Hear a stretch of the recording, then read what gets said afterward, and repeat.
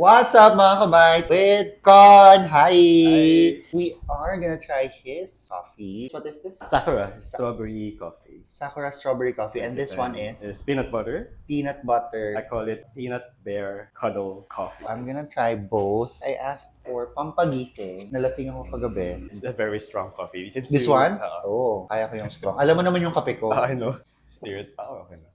Mamaya, isa-steer natin. Oh my God!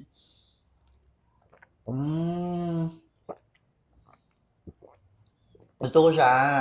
Piniprepare ko yung drinks kanina, kinakabahan ko. Dapat perfect. Like Masarap it? siya, masarap siya. Thank Gusto ko you. siya. Yung mismong drink niya, may strawberry din. Meron. Ano itong parang cream niya? Secret That's ingredient. Secret ingredient. Para siyang dessert and coffee. Eh, hindi ka umiinom ng kape. Ay, ito. Hindi ko lang talaga siya... Always. Oo. Lalo na ngayon. Meron akong coffee shop. So, kailangan kong tikman lahat ng kape. Oo, totoo. Makikitikim lang ako sa kape niya para ma-review ko siya. First off, sobrang sarap na neto. I need to know which one is better.